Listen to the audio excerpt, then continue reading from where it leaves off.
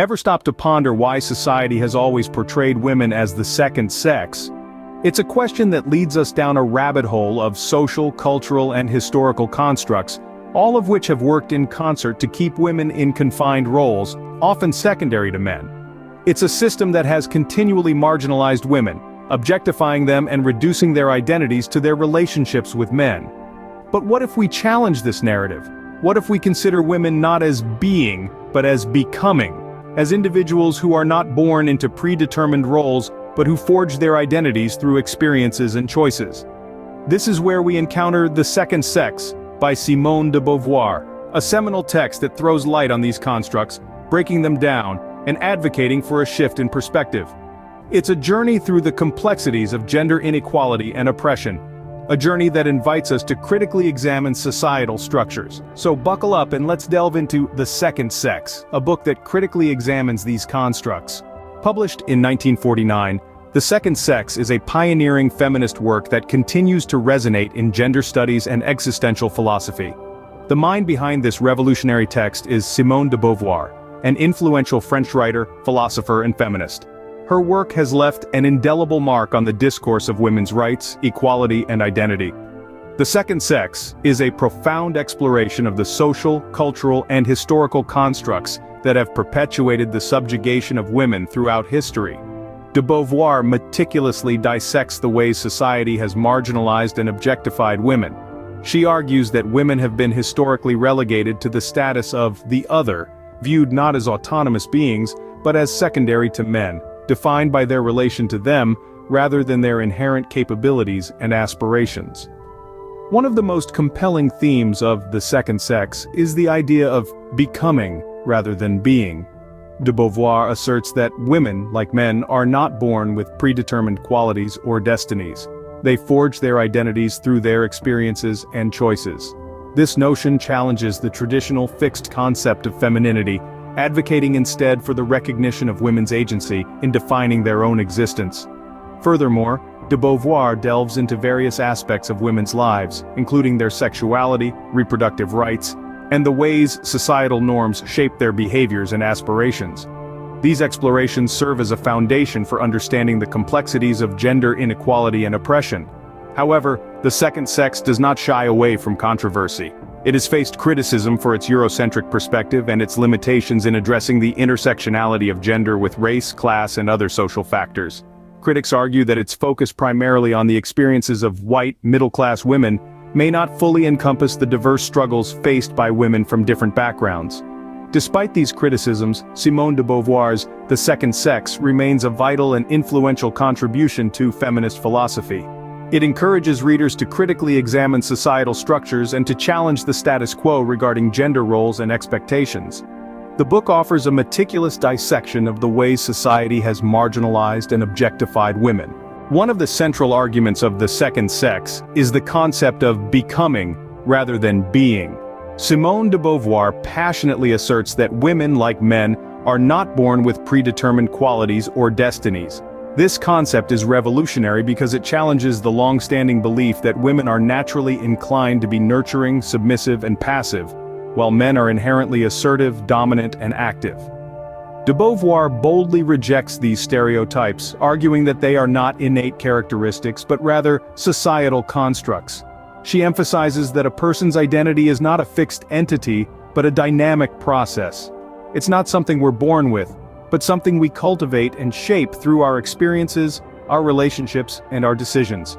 Women, she argues, are not inherently inferior or secondary to men. Instead, they have been socially and culturally conditioned to assume certain roles and behaviors that reinforce this perception.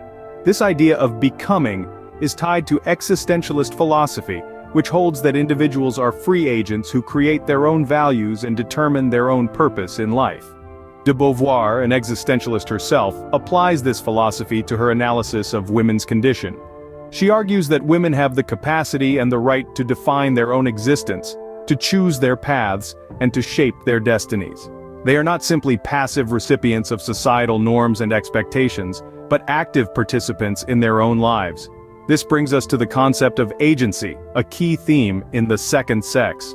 De Beauvoir emphasizes the importance of women's agency in defining their own existence.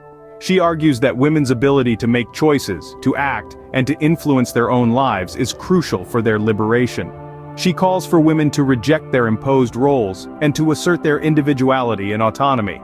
However, de Beauvoir acknowledges the obstacles that hinder women's agency. She discusses the societal and institutional structures that limit women's freedom and self-expression, such as the patriarchal family, the institution of marriage, and the economic system. She also examines the psychological barriers, including internalized misogyny and fear of social ostracism, that prevent women from challenging the status quo. Despite these challenges, de Beauvoir remains hopeful. She believes that women can overcome these barriers, that they can redefine their roles, and that they can claim their freedom. She encourages women to resist, to question, and to strive for their liberation. She envisions a society where women are recognized and valued not for their relation to men, but for their unique qualities and contributions.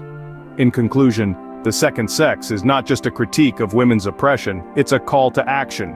De Beauvoir advocates for liberation from societal constraints that limit women's freedom and self-expression. She challenges us to rethink our assumptions, to question our beliefs, and to work towards a more equitable and just society.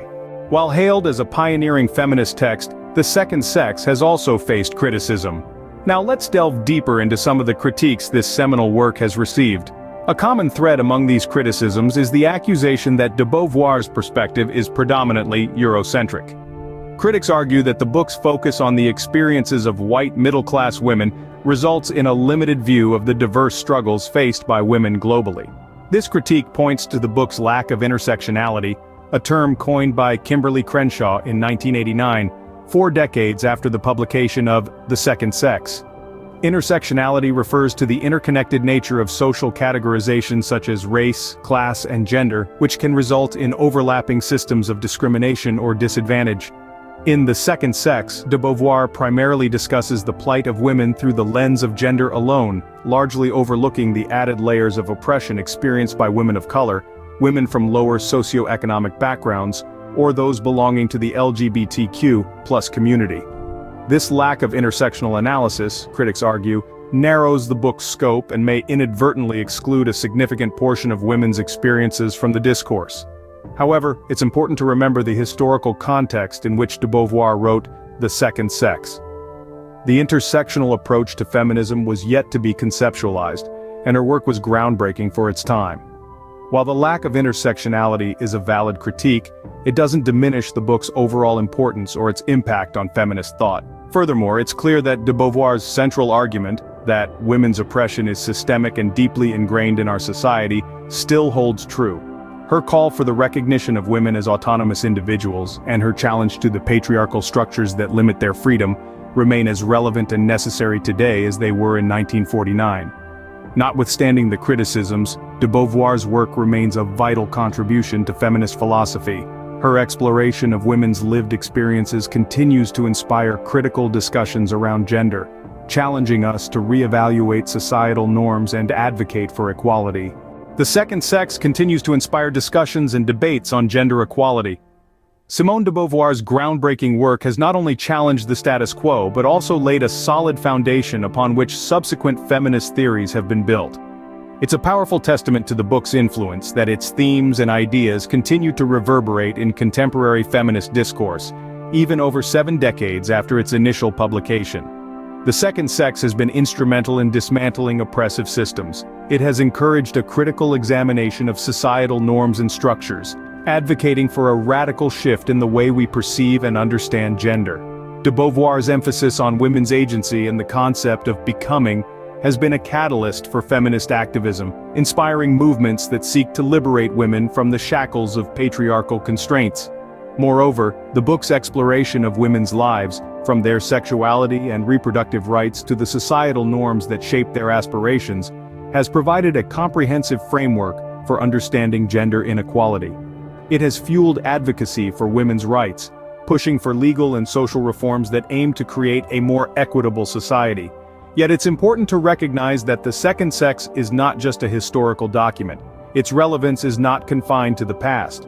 The issues it tackles, marginalization, objectification, and the denial of women's autonomy, remain pertinent today. It's a rallying cry that continues to resonate, urging us to challenge and subvert patriarchal norms. In conclusion, The Second Sex is more than a book. It's a revolutionary manifesto that has altered the course of feminist thought and activism. It's a testament to Simone de Beauvoir's intellectual prowess and her unwavering commitment to gender equality. Despite its limitations and criticisms, it remains a seminal text, a beacon of feminist philosophy that continues to enlighten and provoke. Its enduring relevance lies in its call for the recognition of women as autonomous individuals deserving of equal rights and opportunities.